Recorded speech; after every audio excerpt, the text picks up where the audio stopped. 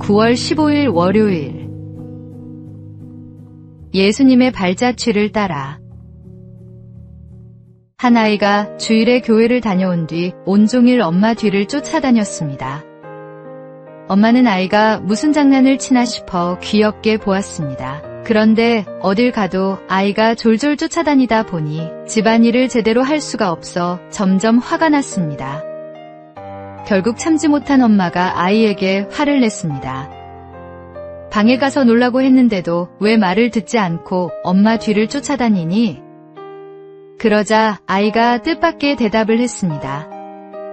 오늘 교회에서 선생님이 예수님의 발자취를 따라가야 한다고 가르쳐 주셨어요. 그런데 아무리 찾아도 예수님의 발자국이 보이지 않아서 가장 사랑하는 엄마의 뒤를 쫓아다녔어요.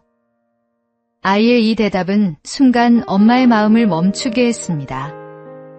아이는 누구보다 가깝고 사랑하는 엄마의 모습을 통해 주님을 경험하고 있었던 것입니다.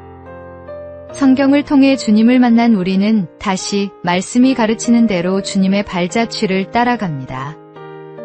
그러나 말씀도 알지 못하고 주님을 만나지 못한 사람들은 가장 가까이에 있는 크리스천, 바로 우리들의 삶을 통해 예수님이 어떤 분인지를 경험합니다. 동행하는 사람은 말보다 더 깊은 삶의 향기로 복음을 전하고 삶 가운데 저절로 복음의 향기를 세상에 내뿜습니다. 오늘의 말씀. 말씀하시되 나를 따라오라. 내가 너희를 사람을 낚는 어부가 되게 하리라 하시니. 오늘의 만나. 우리의 삶이 예수님을 보여주는 산편지가 되어야 합니다. 매일 주님의 발자취를 따라가는 제자의 삶을 살아가십시오.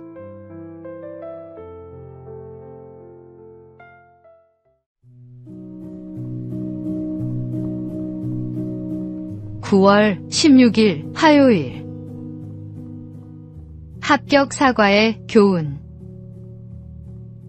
일본 아오모리현은 일본 사과 생산량의 절반을 넘게 차지하는 유명 사과 산지입니다. 어느 해 가을, 초강력 태풍이 이 지역을 2번이나 지나가 사과 생산량의 90%가 떨어지는 강력한 재해가 일어났습니다. 한 해 농사를 완전히 망친 농민들이 떨어진 90%의 사과를 보며 슬퍼하고 있을 때, 한 농부는 아직 남아있는 10%를 바라보며 이렇게 생각했습니다. 2번의 태풍에도 살아남은 저 사과에 이야기를 담을 수는 없을까? 불현듯 곧 있을 입시가 떠올랐습니다. 농부는 10%의 사과를 수확해 한 알씩 정성껏 포장해 합격 사과라는 이름을 붙였습니다. 태풍이 2번 지나갔어도 떨어지지 않은 기적의 사과. 합격 사과는 일반 사과보다 가격이 10배나 비쌌지만 수험생을 자녀로 둔 부모들의 열화와 같은 성원에 웃돈을 얹어 판매될 정도로 큰 인기를 끌었습니다. 결국 순식간에 완판되었고 농부는 풍년 때보다 더 큰 수익을 얻으며 회복의 기쁨을 누릴 수 있었습니다. 땅을 보는 사람과 하늘을 보는 사람은 같은 일을 두고도 전혀 다른 해석과 반응을 보입니다. 엘리야는 세상에서 자기 혼자 믿음을 지키고 있다고 생각했지만 하나님은 바알에게 무릎 꿇지 않은 7,000명이 여전히 남아있다고 말씀하셨습니다. 우리 눈에 보이는 현실이 전부가 아닙니다.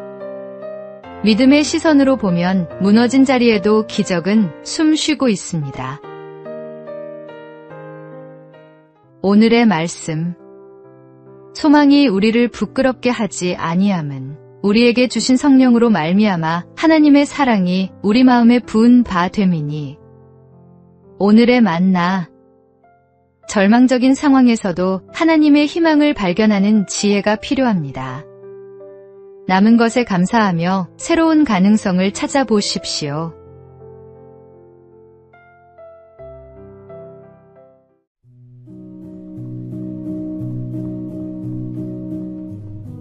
(9월 17일) 수요일.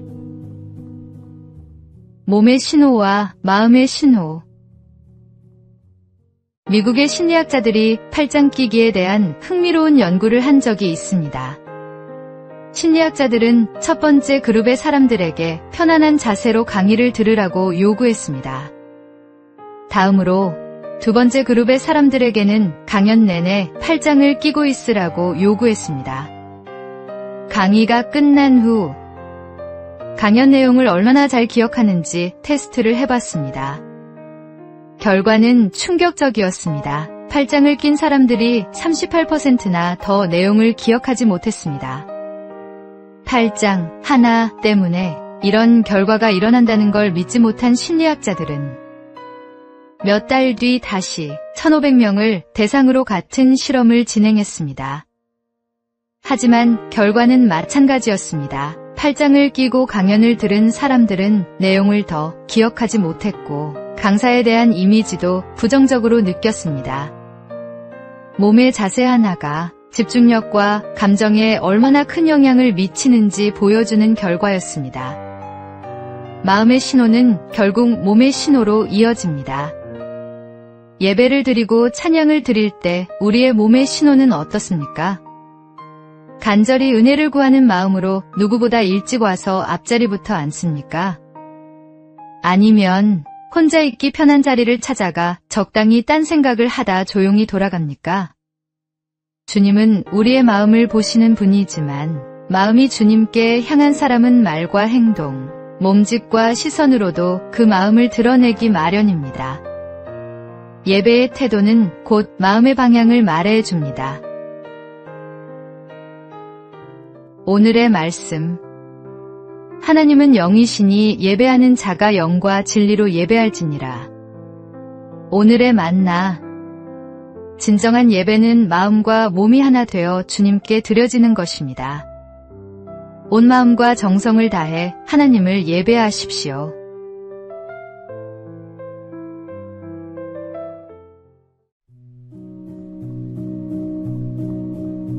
(9월 18일) 목요일. 교만의 5가지 가면. 한 베스트셀러 작가가 말한 교만의 5가지 가면입니다. 첫째, 두려움이라는 가면입니다. 강하고 담대하게 하나님의 일을 진행하지 못하고 두려워 피하는 것이 교만입니다. 순종보다는 회피를 택하는 마음 속 깊은 뿌리에 교만이 자리 잡고 있을 수 있습니다. 둘째, 게으름이라는 가면입니다. 마땅히 해야 할 주님의 일을 미루고 있다면 이것 또한 교만입니다. 해야 할 줄 알면서도 행동하지 않는 것이 바로 불순종이며 그것은 겸손과 거리가 멉니다. 셋째, 가식이라는 가면입니다. 하나님 앞에서조차 진짜 나의 모습을 드러내지 못하는 것은 교만입니다. 진실한 회개와 솔직함이 없이는 주님과의 친밀함도 없습니다. 넷째, 독립이라는 가면입니다. 하나님의 도움 없이 나 혼자 할 수 있다는 생각도 교만입니다. 의지하는 척하지만 실제로는 자신의 힘을 더 믿고 있는 경우도 많습니다. 다섯째, 빗나간 집착이라는 가면입니다. 철저히 예수님 중심으로 살아가지 못하는 삶은 교만입니다. 내 뜻, 내 계획, 내 방식만 고집하는 것도 결국 나를 주인 삼는 교만입니다. 우리에게 있을 수 있는 우월의식도 열등의식도 모두 교만의 다른 얼굴입니다. 끝까지 겸손하셨던 주님처럼 매일 나를 낮추며 주님을 진정한 주님으로 섬기십시오. 오늘의 말씀. 교만은 패망의 선봉이요 거만한 마음은 넘어짐의 앞잡이니라. 오늘의 만나. 교만은 다양한 모습으로 우리를 속입니다. 겸손한 마음으로 자신을 돌아보며 주님 앞에 낮아지는 삶을 살아가십시오.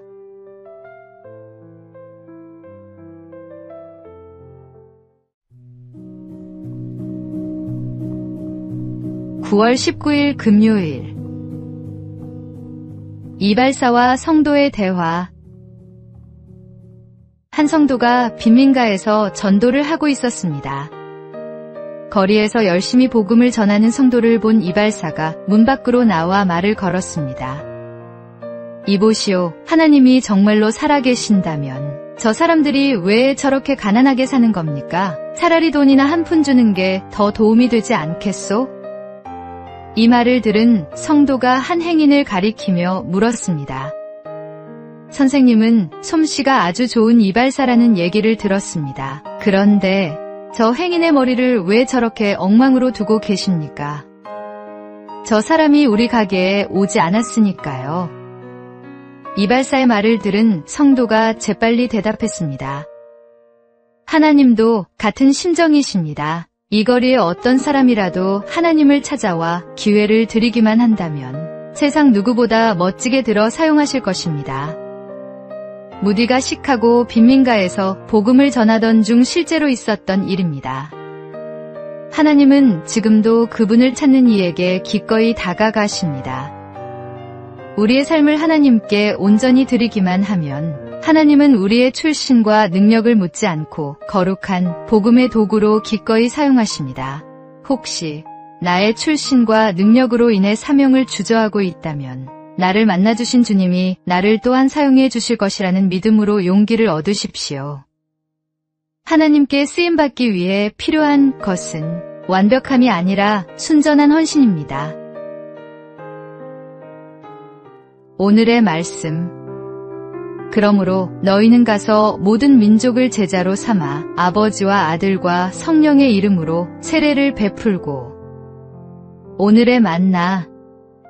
하나님은 우리의 조건을 보지 않으시고 헌신하는 마음을 보십니다. 나의 모든 것을 주님께 드리는 충성된 일꾼이 되십시오.